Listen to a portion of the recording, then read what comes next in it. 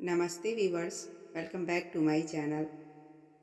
महाभारत काल में प्रयाग के तटवर्ती प्रदेश में सुदूर तक फैला श्रृंगवेरपुर राज्य एकलव्य के पिता निषाद राज हिरण्यधनु का था। गंगा के तट पर अवस्थित श्रृंगवेरपुर उसकी सुदृढ़ राजधानी थी। उस समय श्रृंगवेरपुर राज्य की शक्ति मगध, हस्तिनापुर, मथुरा, चेदी और चंदेरी आदि बड़े राज्यों के समकक्ष थी। निषाद हिरण्यधनु और उनके सेनापति गिरिवीर की वीरता विख्यात थी। निषाद राज हिरण्यधनु और रानी सुलेखा के स्नेहांचल से जनता सुखी व संपन्न थी।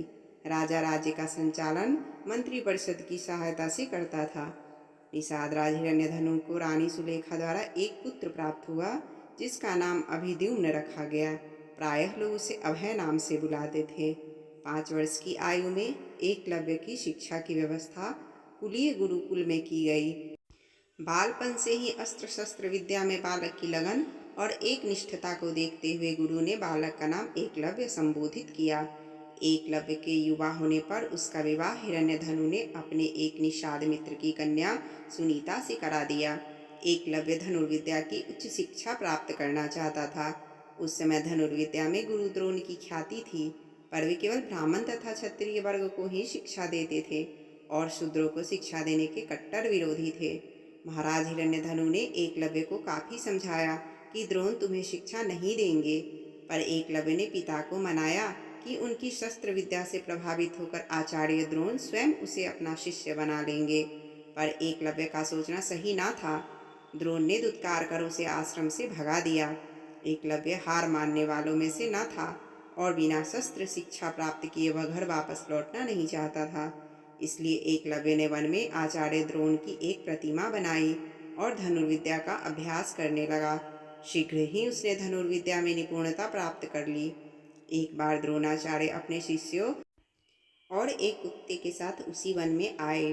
उस समय एकलव्य धनुर्विद्या का अभ्यास कर रहे थे। कुत्ता एकलव्य को देख भौंकने लगा। कुत्ते के भौंकने से एकलव्य की साधना में बाधा पड़ रही थी, अतः उसने अपने बाणों से कुत्ते का मुंह बंद कर दिया। एकलव्य ने इस कौशल से बाण चलाए थे कि कुत्ते को किसी प्रकार की चोट नहीं लगी। कुत्ता द्रोण के पास भागा।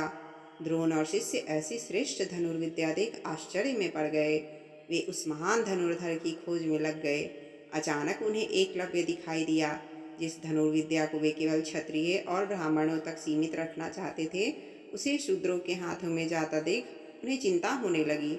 तभी उन्हें अर्जुन को संसार का सर्वश्रेष्ठ धनुर्धर बनाने के वचन की बात याद आई। द्रोण ने एकलव्य से पूछा, तुमने यह धनुर्विद्या किससे सीखी? एकलव्य ने कहा, आपसे आचार्य। एकलव्य ने द्रोण की मिट्टी की बनी प्रतिमा की ओर इशारा किया। द्रोण ने एकलव्य से गुरु दक्षिणा में एकलव्य के दाएं हाथ का अंगूठा मांगा। एकलव्य ने अपना अंगूठा काटकर गुरु द्रोण को अर्पित कर दिया। कुमार एकलव्य अंगुष्ठ बलिदान के बाद पिता हिरण्यधनु के पास चला जाता है। एकलव्य अपने साधना पूर्ण कौशल से बिना अंगूठे के धनुर्विद्या में पुनः दक्षता प्राप्त कर लेता है।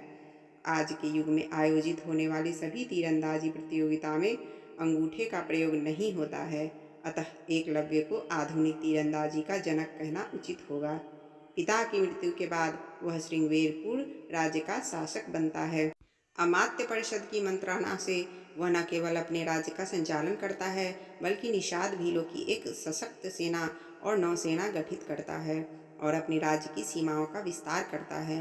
विष्णु पुराण और हरिवंश पुराण में उल्लिखित है कि निषाद वंश का राजा बनने के बाद एकलव्य ने जरासंध की सेना की तरफ से मथुरा पर आक्रमण कर यादव सेना का लगभग सफाया कर दिया था। यादव वंश में हाहाकार मचने के बाद जब कृष्ण ने दाहिने हाथ में महज 4 उंगलियों के सहारे धनुष बाण चलाते हुए एकलव्य को देखा तो उन्हें इस दृश्य पर विश्वास ही नहीं हुआ। एकलव्य अकेले ही सैकड़ों यादव वंशी योद्धाओं को रोकने में सक्षम था। इसी युद्ध में कृष्ण ने एकलव्य का वध किया था।